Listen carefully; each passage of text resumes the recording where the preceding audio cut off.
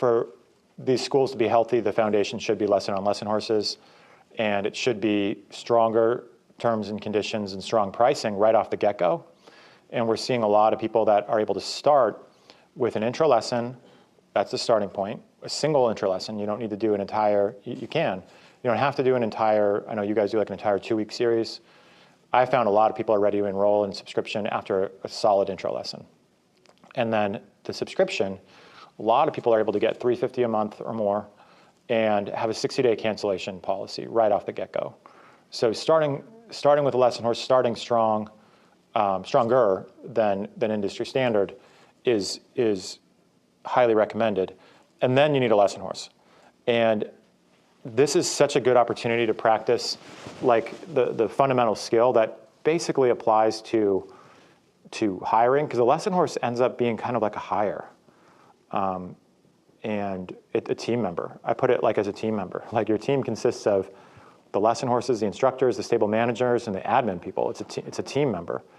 And so a lot of times people come to me and they're like, well, I've got, my lesson horses aren't really suitable for anything other than like a really advanced rider, and even then it's dangerous.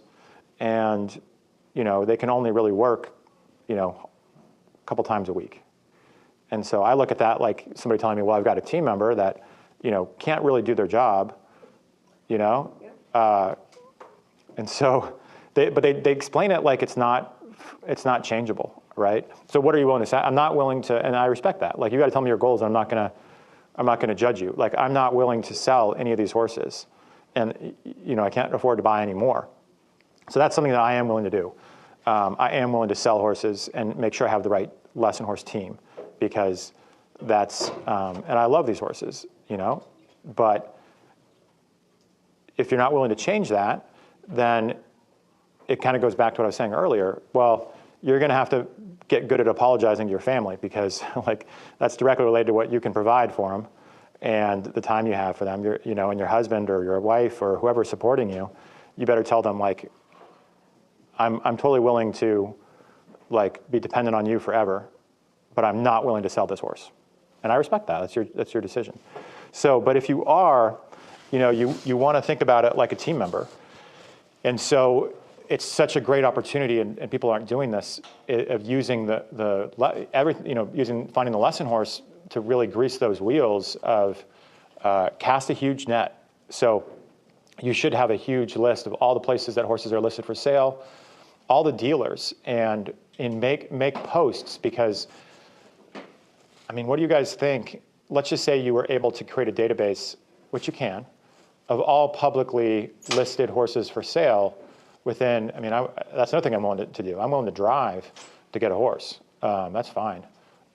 I'm willing to fly horses in from Europe, right? It's that important to me to get the right animal. So I'll do anything to do it. But, the reason, so first off, start with, and this will give you a really good feel of the market, have your VA create a list of every horse on a Google sheet that's publicly listed on every single website as a starting point, just to get an idea in a certain price category or something. And so the process for hiring is really get a huge pool of candidates, test each one, and make the best possible decision you can, and really like acquire that. That's a big thing. And like whether it's a team member, like you got to make that presentation and acquire it. Then you want to maintain it, and all this should be a system. You want to maintain it and manage that, because you can get a great horse, and if it's not well managed, just like you get a good team member, if it's not well managed, then you're like, well, I got the wrong horse, or I got the wrong team member.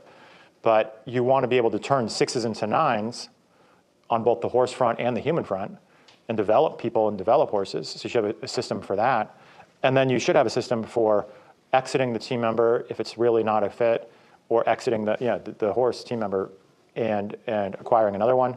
I do think that with lesson horses too, after a few years, you should consider selling them ideally to a really great home, private, when they still have some useful riding time to somebody, and that also encourages people to move up the chain, which is healthy for the business too, where they start off once a week, and you love that story. They bought their favorite lesson horse, after they move to 2 lessons a week, 3 lessons a week, you sold them the lesson horse that you already know they can ride really well and is a good fit for them.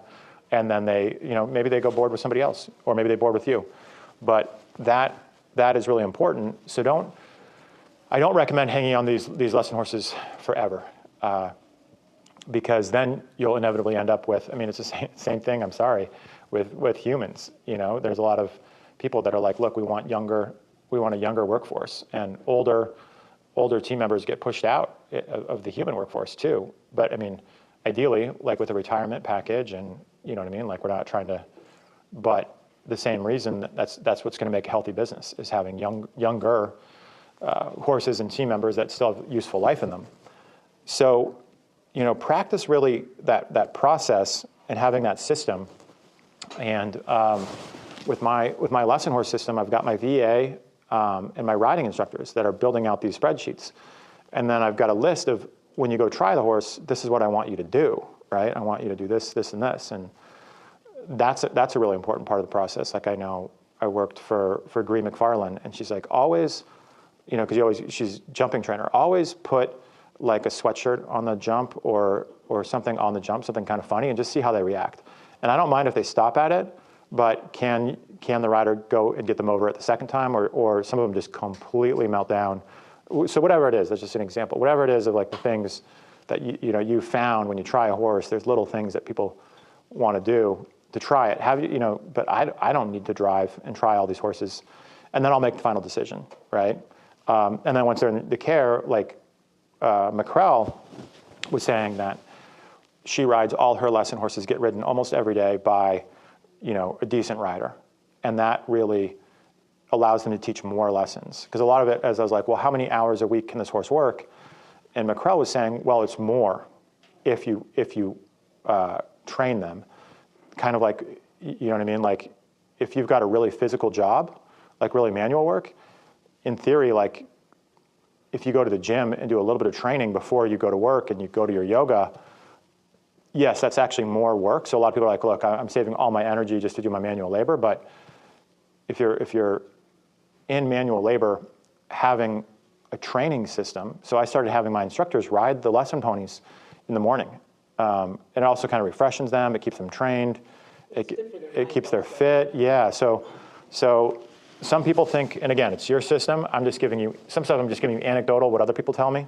It's your system.